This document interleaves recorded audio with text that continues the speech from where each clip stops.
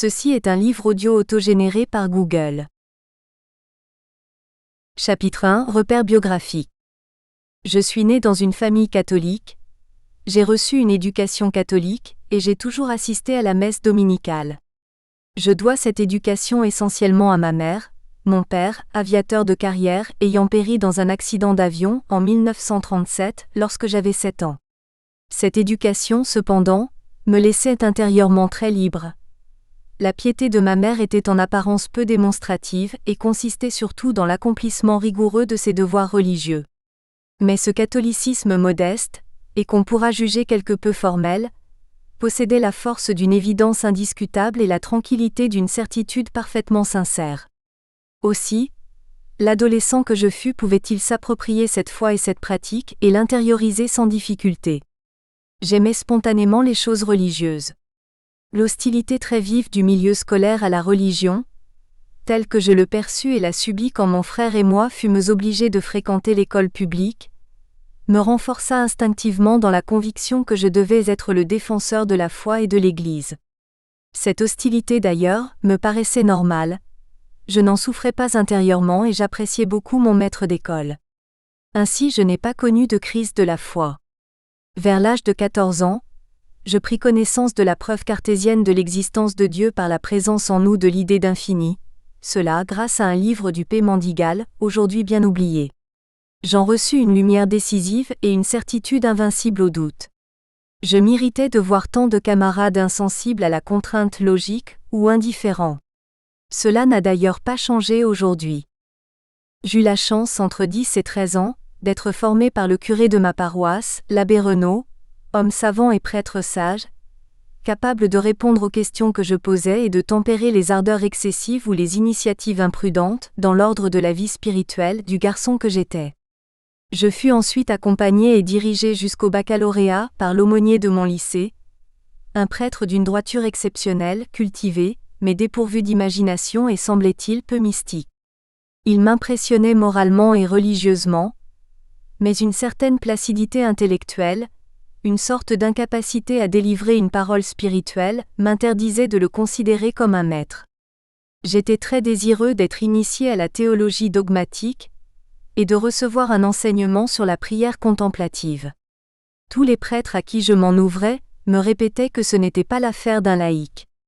Je fis même un bref séjour dans un monastère bénédictin en 1950. Ébloui par la beauté de la liturgie, je fus profondément déçu par l'insignifiance spéculative des pères qui devaient s'occuper de moi, seuls leur importaient mes problèmes de pureté, et par la nature mondaine de leurs intérêts culturels, Sartre. Au demeurant, on y parlait déjà de tout ce qui devait constituer 20 ans plus tard, la réforme liturgique. Le père abbé pourtant, m'en imposa beaucoup par la puissance d'intériorité qui émanait de lui, mais il était inabordable. Mes maîtres de doctrine furent 2 professeurs, Georges Valin de religion protestante, dont je suivis l'enseignement en terminale, et Guy Bugeaud de religion catholique, qui m'enseigna la philosophie en Cagne durant 3 ans. L'un et l'autre avaient été lecteurs de René Guénon, et lecteurs convaincus. Mais ils n'en parlaient jamais dans leurs cours, ni même dans les entretiens privés qu'ils m'accordaient volontiers, l'un et l'autre m'ayant accepté comme ami. Georges Valin enseignait essentiellement les principes du Vedanta shankarien, me révélait la transcendance de la perspective surontologique, et développait une critique métaphysique de la philosophie occidentale, d'Aristote à Sartre. Il m'apprit aussi, ce fut une découverte, que la Bible pouvait être la source d'enseignements métaphysiques sur l'homme et le cosmos. Au sortir de ma classe de philosophie, j'étais donc acquis aux notions d'intuition intellectuelle et de non-être ou surêtre, que Valin distinguait soigneusement du néant. Bugeaud, à cette époque, ne se référait jamais aux doctrines orientales, dont il devint un spécialiste internationalement reconnu. Il nous initiait d'une manière vraiment admirable à la philosophie de Platon. Mon adhésion fut enthousiaste. Mon intelligence reconnaissait dans le platonisme son mode spontané de pensée, encore que je fusse très conscient que ce platonisme n'avait guère à voir avec celui d'Emmanuel. Je dois dater de cette époque ce qui fut pour moi un événement majeur de ma vie intellectuelle. À l'occasion d'un exposé scolaire sur la Shora du Timé, terme qui désigne la substance protoplasmique universelle, le ce dont toutes les choses sont faites, le réceptacle cosmique, je compris, autant qu'il est possible, le mystère de ce que l'Inde nomme Prakriti, principe cosmologique analogue à la materia prima, et dans la même ligne, le mystère métaphysique de la divine Maya. Cette intuition me délivra de l'enchaînement des concepts. Et en effet, la nécessité où j'étais d'avoir à penser la Shora du Timée qui est, selon Platon lui-même, malaisément intelligible. Cette nécessité procura à ma pensée une certaine expérience de la pensée pensante et non plus seulement l'expérience de la pensée pensée, c'est-à-dire de la pensée qui ne peut penser que des pensées toutes faites, en d'autres termes, des concepts. Car les concepts se rapportent à des objets. Mais la Shora, la materia prima, n'est pas un objet déterminé, sans être pour autant un pur néant. Elle est en quelque sorte la condition de possibilité de tout objet, le réceptacle en lequel peuvent apparaître tous les objets, et plus principiellement, la matrice universelle ou sagesse divine en laquelle tous les êtres peuvent être conçus. Pensant cela, par abandon des coagulations conceptuelles auxquelles j'étais habitué à me raccrocher et de l'ordre nécessaire qui les enchaîne les unes aux autres, je découvrais la pensée comme activité pensante, comme le réceptacle mental en lequel pouvaient se former tous les concepts, l'espace intellectif en lequel ils étaient possibles, la matrice pensante de toutes les pensées. Sans doute, comme tout homme, devais-je continuer à penser par concept, mais je percevais joyeusement un espace supraconceptuel où l'intelligence pouvait vraiment respirer. Ainsi qu'un homme qui pour marcher a besoin de ses jambes, mais dont le regard baigne dans la lumière. Durant ce temps, à la faculté des lettres de Nancy, je reçus l'enseignement de Raymond Ruyé, l'un des plus grands philosophes de l'histoire française de la philosophie. Son apparence modeste, son dédain souriant de toute rhétorique théâtrale, la simplicité de sa vie déroutaient les amateurs de célébrité. Sa philosophie de la nature demeure pour moi, tout simplement, l'expression de la vérité, et son génie commence à être reconnu. C'est peu après que je pris connaissance sur la foi d'un ami, de l'œuvre de Guénon en 1953, puis de celle de Frithjof Schuon, avant de rencontrer l'homme lui-même. La ferveur des guénoniens que je fréquentais était grande. Ils me disaient, l'Angleterre à Shakespeare, l'Italie Dante, l'Allemagne Goethe, la France à Guénon. Je ne saurais dire cependant, comme certains, que la lecture de ces livres fut l'événement le plus important de ma vie. Philosophiquement ou métaphysiquement, ayant lu Denis l'Aréopagite et Eckhart, je savais déjà l'essentiel. Mais Guénon m'enseigna la science sacrée, symbolisme et cosmologie, le Vedanta shankarien, ainsi qu'un certain langage grâce auquel on pouvait parler de métaphysique avec une précision quasi mathématique. Encore que sur ce dernier point je n'ai jamais pu me départir du souci philosophique de chercher à comprendre ce que je disais, alors que trop souvent on se contente de laisser fonctionner dans notre tête une certaine grammaire spéculative, souci de comprendre qui ne peut aller sans une mise en question. Il ne me semble pas que je puisse jamais oublier cette leçon que m'enseigna, ineffaçablement, la philosophie universitaire. Je dois avouer cependant que la lecture des derniers chapitres du symbolisme de la croix fut vécue par moi, dans une sorte d'ivresse intellectuelle, me faisant accéder à une véritable science métaphysique. Mais Guénon m'apprit encore autre chose. C'est la notion de tradition. Par là, il m'éveillait à l'idée d'intellectualité sacrée, c'est-à-dire à l'idée que l'intellection métaphysique n'était pas une activité simplement profane, comme l'est ordinairement la philosophie, mais que sans cesser pour autant d'exercer son activité naturelle, l'intelligence peut participer de la sacralité de son objet et doit donc être honorée avec le respect qui convient. Nous sommes très loin ici de la mentalité moderne. Aujourd'hui, même les théologiens bien souvent ne voient plus dans leur travail intellectuel qu'une activité profane. Mon rapport à Schuon fut assez différent. Juifs, chrétiens, bouddhistes ou autres pouvaient le rencontrer sans être tenus de se rattacher à l'islam ou au soufisme.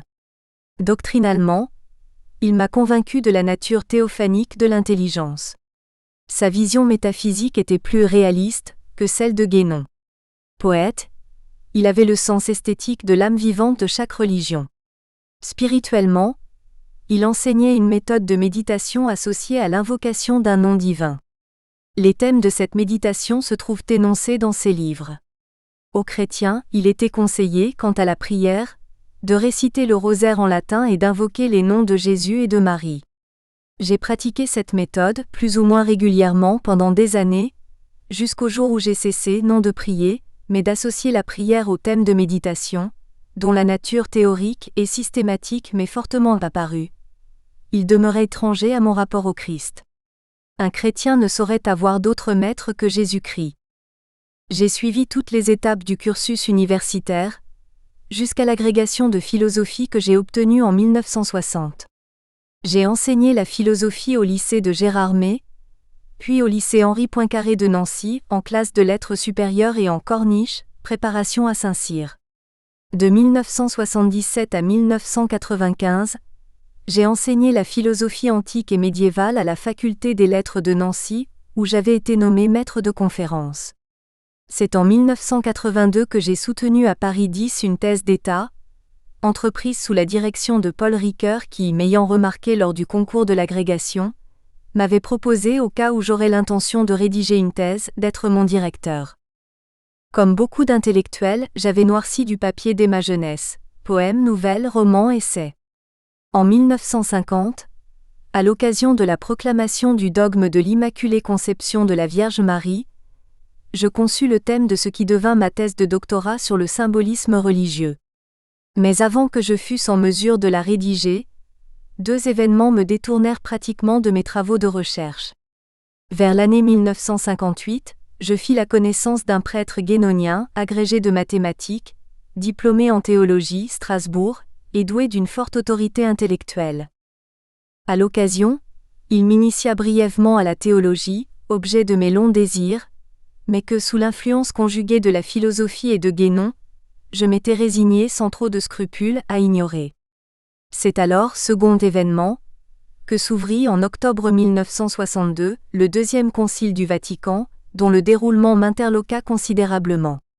J'y voyais l'Église remettre en question parfois le fond, souvent la forme de la théologie dogmatique, et cela au moment même où je commençais à en pénétrer les beautés spéculatives. Beaucoup de prêtres que je connaissais liquidaient avec allégresse le mobilier conceptuel qu'avait légué la tradition scolastique, dont pourtant le philosophe que j'étais, rompu à Aristote et à Kant, découvrait avec admiration la rigueur, la précision, la profondeur, au profit d'un ameublement de bazar, tapageur, vulgaire, sentimental, de la pacotille. L'une des plus grandes catastrophes de l'histoire dans l'ordre de la culture religieuse. J'étais indigné par une aussi monstrueuse inconscience, fruit d'une charité pervertie. C'est pourquoi j'entrepris la rédaction de ce qui devait devenir la charité profanée, en 1966. J'appris ainsi à composer un livre, grâce en particulier à François Chenique, ami de longue date et savant universel, qui ayant lu la première version, me la fit entièrement réécrire. Après plusieurs tentatives infructueuses, j'eus enfin l'idée de m'adresser aux éditions du Cèdre qu'avait fondé l'abbé Luc Lefebvre. Il accepta d'enthousiasme et publia l'ouvrage en 1979. Ce prêtre audacieux et fidèle ne m'a jamais marchandé ni sa généreuse amitié ni son soutien. Il me proposa également d'écrire dans la pensée catholique. C'est ainsi que je commençai à être, un peu, connu. Il aurait voulu publier ma thèse de philosophie, mais quand elle fut rédigée, il était vraiment trop âgé pour une entreprise aussi lourde.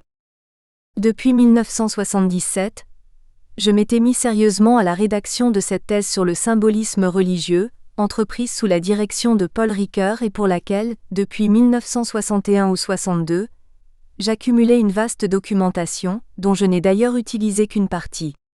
En même temps, je rédigeais aussi de nombreux articles pour diverses revues, études traditionnelles, revues de philosophie, connaissance des religions, Crisis Politica Hermetica, etc. Mention spéciale doit être faite d'Henri Montaigu, royaliste guénonien, romancier, poète, historien prophétique, qui m'accorda les colonnes de sa revue La Place Royale, et me proposa même d'éditer l'un de mes livres. Ce fut le sens du surnaturel, en 1986, où j'ai tenté de répondre à la question chère à Benoît XVI, comment concilier foi et raison, grâce et liberté, alors que depuis 3 siècles, théologiens et philosophes s'accordent à refuser toute continuité entre le naturel et le surnaturel? Entre-temps, j'avais terminé, en juin 1982, la rédaction de mon travail sur le symbolisme. 930 pages dactylographiées qui me valurent, en novembre, le titre de docteur ès lettres. Commençait alors la recherche d'un éditeur. Histoire mouvementée qui dura 6 à 7 ans. Sur les judicieux conseils du professeur Gilbert Durand que j'avais consulté, Je procédai à l'éditorialisation de ma thèse en la divisant en 2 livres indépendants, en supprimant une partie des notes et des chapitres, en réécrivant d'autres entièrement, et en réorganisant la matière de telle sorte que chaque livre constitua un tout, 3 ans un travail quasi quotidien, qui aboutit enfin à la publication du Mystère du signe, Histoire et théorie du symbole, chez Maisonneuve et Larose en 1989, et à celle de la crise du symbolisme religieux, aux éditions L'Âge d'Homme en 1990. J'ai écrit ces 2 livres en songeant aux prêtres, aux théologiens et aux exégètes de notre temps, persuadés que le modernisme, dont l'hérésie bultmannienne est la forme la plus élaborée, exprime la crise religieuse fondamentale de la civilisation occidentale, et qu'il n'y a pas encore été véritablement répondu, en dépit des efforts de Vatican II pour mettre fin au divorce de la culture moderne et du discours de l'Église sur elle-même. En 1995, avec mon départ à la retraite, prit fin mon enseignement à la faculté des lettres de Nancy. J'eus alors le loisir de me consacrer à la rédaction des ouvrages que l'évolution de ma pensée, mais aussi les circonstances, me semblaient exiger. Grâce à Pierre-Marie Sigaud, j'étais à peu près libéré du soin de trouver un éditeur. Il m'offrit de publier mes travaux dans la collection Delphica qu'il dirigeait à L'Âge d'Homme, puis dans la collection Théoria qu'il avait fondée aux éditions L'Harmattan en 2007, me laissant toute liberté quant à leur orientation. Sans rejeter en effet, ce qu'il y a pour moi d'incontestable dans l'enseignement de Guénon. Il a bien cassé le morceau, m'avait dit une fois Guy Bugeaud pour résumer son opinion. Je me percevais de plus en plus étranger au climat plus ou moins mythologique dont son œuvre est entourée. Je me devais de le dire à l'occasion, sans chercher à régler des comptes, mais au risque de paraître injuste aux yeux de certains, et d'encourir la réprobation et même la condamnation des lecteurs les plus fidèles à sa doctrine. Quant aux circonstances, il s'agit principalement de la crise de l'Église catholique. J'ai mentionné il y a un instant la rédaction de la Charité profanée, entreprise en 1966 au sortir du Concile Vatican II. Il me faut donc préciser ce que fut pour moi l'épreuve du Concile, ainsi que les raisons qui m'ont amené à dénoncer une certaine profanation de la vertu de charité. J'arrêterai là l'évocation des principales étapes qui ont suscité mon engagement philosophique ou théologique. La vie intellectuelle, celle dont je puis être amené à rendre compte dans un livre, est faite de méditation, d'approfondissement et de prise de conscience, ce dont mes publications ultérieures suffisent à indiquer l'orientation. Quant aux événements de la vie privée, qui certes ont une importance première dans l'histoire d'un esprit, ils n'auraient d'intérêt que si je racontais ma vie, ce qui n'est pas mon intention. Chapitre 2 L'épreuve du Concile, tradition et intégrisme. À vue humaine, l'idée de convoquer un concile me paraissait inutile et dangereuse. Inutile, parce que la crise moderniste qui s'est révélée au grand jour après Vatican I, lequel fut à jamais interrompu en 1870, n'avait pas, et n'a toujours pas, trouvé sa résolution doctrinale, et que l'utilité majeure d'un concile eût été par impossible d'y apporter une réponse. Dangereuse, parce que la société moderne était en pleine déroute culturelle, en plein effondrement de ses valeurs et de ses références, et que les évêques et leurs experts, imbus de l'esprit du siècle, étaient incapables d'y faire face et d'ailleurs n'y songeaient même pas. Jean XXIII manquait de discernement intellectuel. Rien de plus inquiétant que ces clercs, vieillis dans le sérail, bien protégés dans leurs habitudes traditionnelles, pieux et bons, pourvus même de finesse et d'humour, qu'ils prennent pour de la lucidité et dotés d'une redoutable inconscience, qu'ils prennent pour de l'audace spirituelle. Nul ne contestera que l'événement majeur, dans l'histoire du XXe siècle, est l'arrivée au pouvoir du communisme marxiste en Russie et en Chine, et finalement dans le monde entier. Il est tout de même stupéfiant de constater que ce concile, qui s'est voulu essentiellement à l'écoute de son temps, n'en dit pas un mot. Cela donne une juste idée de l'inconscience cléricale, sauf si des raisons que j'ignore ont prévalu, car la plupart des pères conciliaires étaient persuadés d'avoir été des modèles d'ouverture au monde. L'idée d'aggiornamento, chère à Jean XXIII et à bien d'autres, me paraît l'une des plus funestes illusions de l'Église au XXe siècle. Non qu'il ne soit nécessaire de procéder périodiquement aux aménagements qu'impose le changement des temps, mais parce qu'une mise à jour ne saurait constituer une fin en soi, un mot d'ordre pour une communauté religieuse. S. Paul nous en a solennellement avertis. Ne vous conformez pas au siècle présent, mais transformez-vous dans le renouvellement de votre intelligence. Rome 12, 3. Sinon, on s'abandonne à ce pseudo-prophétisme dont la période post-conciliaire nous a offert le triste spectacle. On entrait dans une nouvelle Pentecôte, s'annonçait une ère de paix et d'abondance pour la foi chrétienne, l'Église renonçait au glaive du combat contre une modernité enfin réconciliée. Les paroles de Jérémie étaient alors singulièrement oubliées. Les prophètes disent « Vous ne verrez pas le glaive et vous n'aurez pas la famine, je vous donnerai un bonheur durable en ce lieu. » Et le Seigneur me dit « C'est le mensonge que ces prophètes prophétisent en mon nom, vaine prédiction, tromperie de leur propre cœur, voilà ce qu'ils prophétisent. » Et tu leur diras cette parole, mes yeux se fondent en larmes jour et nuit sans s'arrêter, car la Vierge, la fille, mon peuple, est frappée d'un grand désastre, d'une plaie tout à fait incurable. 14 à 17. Le concile ne sera sauvé, car il faudra bien aussi le sauver, que par le retour à la tradition toujours renouvelante et toujours vivifiante de la vérité. Nous n'avons pas à inventer un nouveau christianisme. C'est nous qui devons nous laisser inventer et transformer par l'immuable vérité de la foi, sous la grâce de l'Esprit. Il me semble que ce fut le sens de l'œuvre, à certains égards titanesque, entreprise par Jean-Paul II et le cardinal Ratzinger.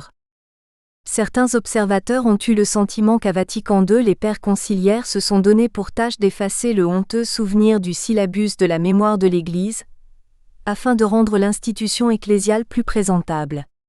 Il est d'ailleurs curieux d'observer que le Concile Vatican II s'est déroulé presque exactement 100 ans après la période de rédaction et de proclamation du syllabus, 1860 à 1864. Cette opposition apparaît clairement si l'on compare la dernière proposition du syllabus, qui écarte tout devoir de réconciliation entre le pape et le monde moderne, au mot d'ordre de l'Aggiornamento qui veut ouvrir l'Église au monde, confère les déclarations assez affligeantes de Gaudium et Spes. Cette vue cependant demeure superficielle. Le syllabus est certes un catalogue d'erreurs à rejeter. Néanmoins, de l'avis de bons spécialistes, il n'est pas assorti de la note théologique d'infaillibilité, et l'autorité compétente ne s'est jamais prononcée à ce sujet. Et selon moi, c'est heureux, parce que ce texte traite non pas uniquement, mais principalement des rapports de l'Église et de l'État, et plus particulièrement encore des rapports entre le Saint-Siège et l'État italien, alors en pleine phase de formation. On peut estimer que l'unification politique de l'Italie fut une erreur qui aboutit au fascisme mussolinien.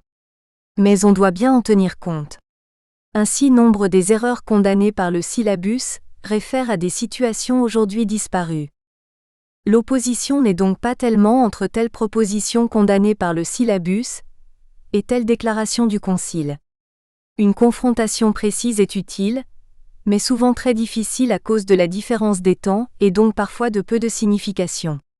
Mais il y a une grande différence de ton entre l'Église de Pie IX et celle de Paul VI.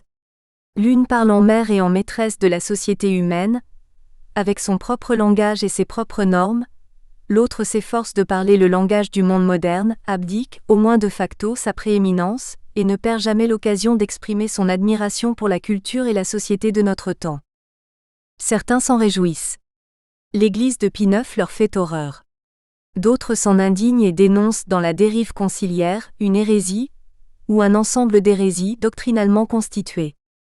Au premier, je répondrai qu'ils sont à la fois ignorants et vaniteux. Ignorants de l'histoire réelle de l'Église et de l'Europe au XIXe siècle. Vaniteux parce qu'ils recherchent l'approbation d'un monde athée, jouisseur, frivole, grossier, dont le seul maître est Mammon, alors que le meilleur service que l'Église puisse rendre aux hommes, en tout cas le premier, c'est de leur dire la vérité. Ce courage de la vérité a déserté les cœurs épiscopaux. Dénoncer le racisme, gémir sur le chômage, chanter les droits de l'homme et du citoyen, voilà, selon eux, le comble de la bravoure, heurter de front une civilisation antichrétienne, excommunier des ministres et des députés avorteurs, lutter contre la pornographie médiatique, tout cela demande réflexion et prudence afin de ne pas empiéter sur le terrain de la légalité. Au second, je dirais qu'il ne suffit pas d'avoir raison pour se faire entendre. Les modernistes pieux qui composent la majorité du peuple catholique ne comprennent plus ce langage. Orthodoxie, hérésie, qu'est-ce cela ? Diront-ils. Le pape Paul VI, qui proclame le culte de l'homme, est le même que celui qui proclame, avec la plus entière sincérité, l'impeccable credo de 1968. D'autre part, Est-il même possible de définir avec précision, de formuler en un langage théologique clairement révélateur, ce qui constituerait les hérésies proprement dites que le Concile est supposé avoir énoncées ? J'en doute. Même les textes consacrés à la liberté religieuse ne peuvent être canoniquement notés d'hérésie. Certes, il ne peut pas y avoir de droit à l'erreur. La vraie liberté, c'est la liberté du vrai, ainsi que l'enseigne le Christ en Jean, aussi bien que la droite raison. L'erreur n'est pas un droit, c'est un fait. Toutefois, il ne saurait y avoir de liberté du vrai et de la libération dans la vérité, que si le choix du vrai est l'œuvre d'une volonté libre. Et une volonté libre est une volonté qui peut dire non, et qui ne se soumet au vrai qu'en toute autonomie. Même le renoncement à la volonté propre est encore un acte de la volonté libre. Certes, l'acte du vrai, faire la vérité, dit l'Évangile, libère seul la volonté ou réalise vraiment sa liberté. Mais cette réalisation de la liberté positive présuppose l'indétermination de la liberté négative. Métaphysiquement, cette liberté négative résulte simplement de la différence ontologique de notre essence et de notre existence. Nous ne sommes pas existence, ce que nous sommes, essence, et nous avons à le devenir. L'inadéquation de l'essence et de l'existence est la condition même de la créature. Notre vie, nos actes, et même nos actes de foi, ne découlent pas de notre essence comme un théorème découle de l'essence du triangle. La distance ontologique de l'existence à l'essence constitue proprement notre liberté négative. Mais cette liberté n'est que l'ombre portée, ou encore la capacité vide, de la liberté véritable par laquelle nous voulons ce que nous sommes, et tendons à coïncider avec notre essence. À l'instant de cette coïncidence, cette essence cessera d'être notre destin et notre contrainte, passivement subie. Elle deviendra notre acte même et la libération de toutes les puissances de notre être. La non-coïncidence de l'essence et de l'existence est constitutive de l'être créé. Elle est de nature ontologique. Mais elle peut être psychologiquement annulée, ou sans efficacité de vie.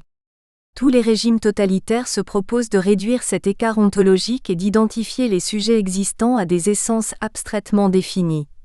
Le communiste, ou le nazi, ou le consommateur. Alors la question se pose. Serait-il hérétique d'affirmer contre cette situation de fait, le droit qu'a tout homme en tant que personne, et la personne s'accomplit précisément dans l'appropriation active de l'essence par l'existence, le droit qu'a tout homme, disais-je, de chercher librement la vérité ? Il reste, et j'en suis bien conscient, qu'il n'y a pas d'autre moyen de réveiller le sens de l'orthodoxie doctrinale que d'en parler le langage, même aux oreilles qui ne l'entendent plus. Mais je suis aussi persuadé que l'hérésie conciliaire, qui est en fait l'hérésie de l'Église au XXe siècle, est d'abord de nature philosophique plutôt que théologique. Étant entendu, et je tiens expressément à le souligner, qu'il y a aussi dans les actes du Concile de grands enseignements dans la vérité de la tradition chrétienne.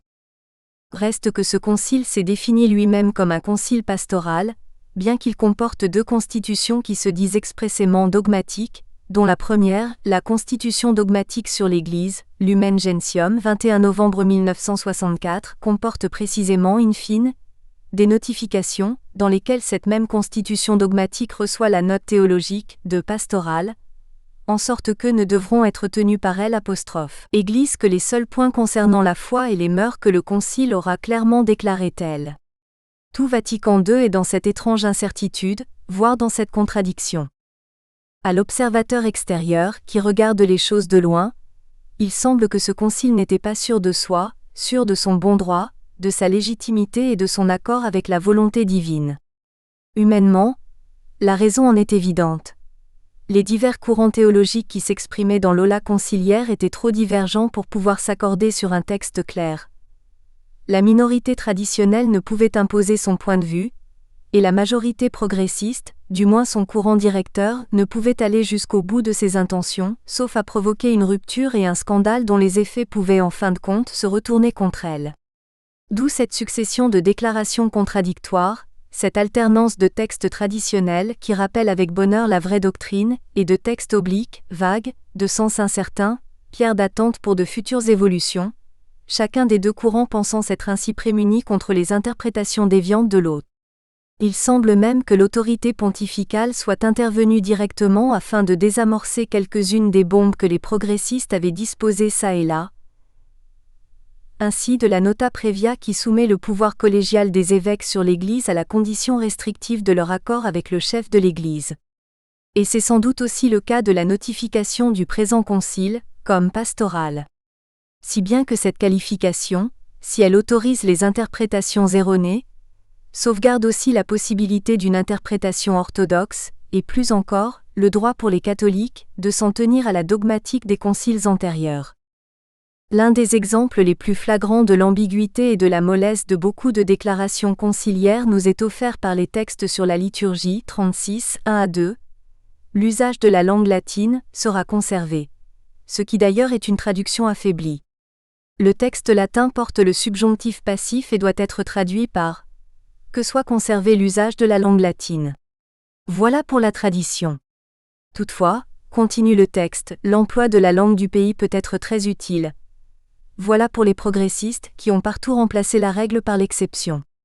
Et je ne parle pas des dispositions conciliaires qui ont entièrement disparu de toute célébration liturgique, par exemple, que soit conservé aussi en son temps un silence sacré. Il apparaît bien que le concile fut à certains égards un instrument, un prétexte, entre les mains de ceux qui s'en sont emparés, par une manœuvre illégale, le 13 octobre 1962.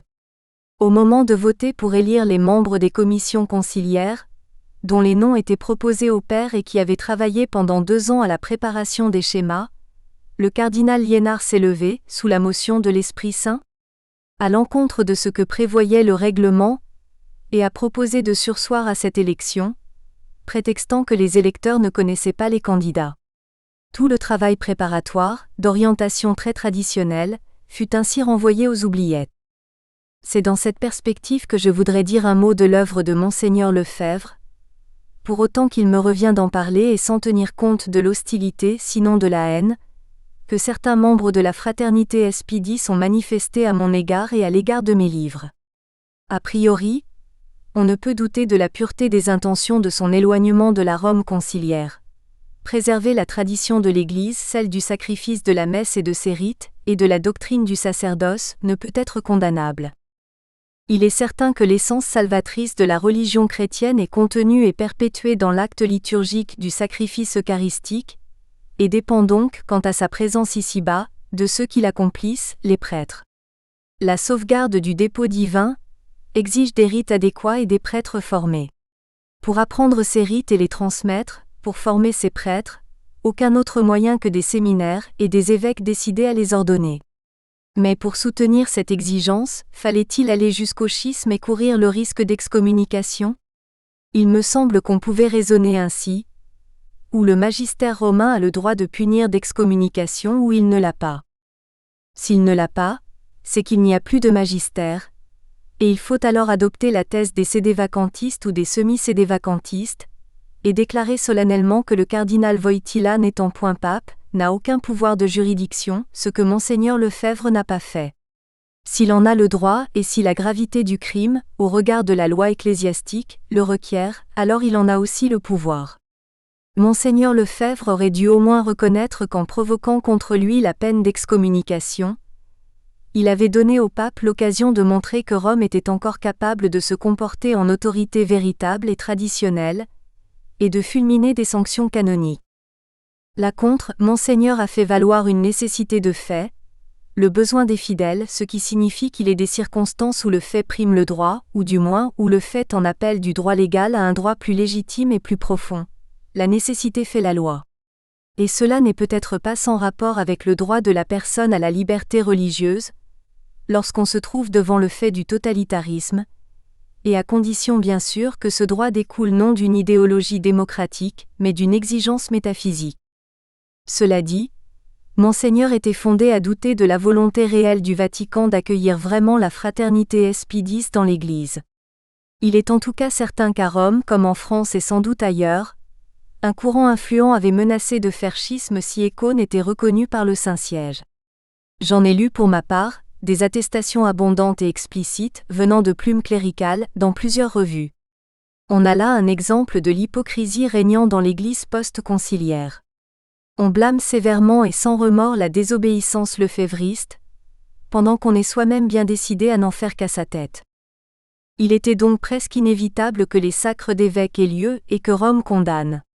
Mais en se mettant délibérément en dehors de l'Église, au moins à certains égards, la fraternité Spidis ne renonçait-elle pas à la mission restauratrice qui devait être la sienne, et ne reconnaissait-elle pas le modernisme post-conciliaire comme un fait acquis? Telle est la question qu'on peut se poser. Quoi qu'il en soit, en faisant schisme, elles églises lefévristes se condamnaient au littéralisme scripturaire et théologique, à un néotomisme de béton, à un inquisitorialisme obsessionnel, rejoignant ainsi le courant qu'on appelle intégriste. En fait, ce courant intégriste n'a pas émergé en 1965 pour s'opposer au bouleversement conciliaire. Il est apparu à la fin du XIXe siècle ou au début du XXe, pour cristalliser la lutte antimoderniste. Ce n'est donc pas le Concile qui a rendu nécessaire sa constitution. Cela dit, il est incontestable qu'un certain modernisme, diffus ou déclaré, a triomphé à Vatican II, moins positivement que négativement d'ailleurs, c'est-à-dire en parvenant à neutraliser le système de défense antimoderniste mis au point par des commissions préparatoires, et en s'efforçant d'éliminer des textes tout ce qui pourrait gêner son développement ultérieur. Comment ce triomphe fut-il possible? Les dits intégristes résonnent souvent comme si l'Église en 1962 eût été en parfaite santé doctrinale, en grande unanimité théologique, mis à part quelques incorrigibles originaux, non dépourvus d'une vitalité de bonne aloi, et qui supportaient assez bien les condamnations.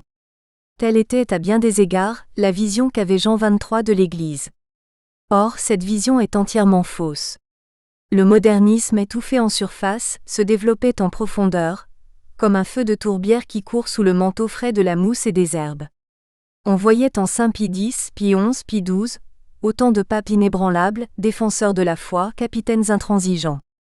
Force est de constater que cette stratégie disciplinaire, ces condamnations éclatantes, cette unanimité formelle dans l'orthodoxie, ont presque complètement échoué.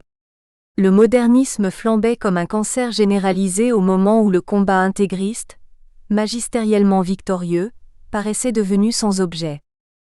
À qui la faute? Au pape? Aux théologiens? Aux pasteurs? Et pourquoi pas aussi aux intégristes, du moins à beaucoup d'entre eux? Et la raison en est simple, c'est qu'ils ont su se rendre souvent odieux, moins à leurs adversaires, qu'à la masse des prêtres et des évêques de bonne volonté, désireux de vaquer en paix à leurs tâches pastorales, fidèles à la tradition, inexperts aux luttes ou aux débats de doctrine, mais par-dessus tout,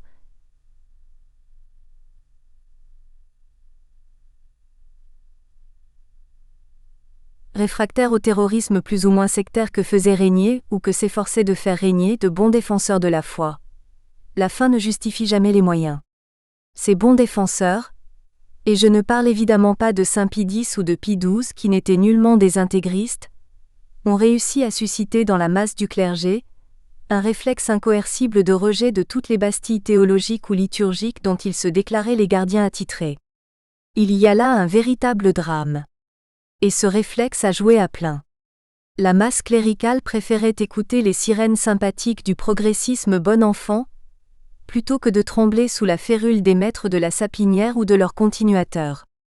En dehors de quelques personnalités éminentes, je pense entre autres au père de la Taille, quel effort réel accomplissaient les professeurs de séminaire pour comprendre en profondeur la théologie qu'ils devaient enseigner.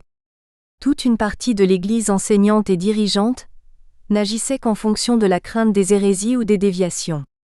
On ne cherchait pas le vrai, on cherchait à se prémunir contre les possibilités d'erreur. Le vrai est toujours un risque et ne se donne qu'à celui qui se livre à lui, sans armes, de toute son âme et sans assurance extérieure. Les précautions critiques sont utiles et nécessaires, mais il vient toujours un moment où il faut sortir la vérité du coffre-fort où les scribes la tiennent enfermée, et l'exposer au pur regard de l'intelligence. Il faut que Lazare sorte du tombeau, et que se dénouent les bandelettes qui entouraient son corps.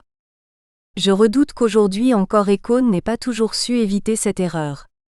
Car c'est une pente naturelle de l'âme humaine, et il n'est pas facile de s'en préserver. On le voit bien maintenant avec la dictature moderniste dans l'Église, celle qui à son tour fait régner une sorte de terreur chaque fois.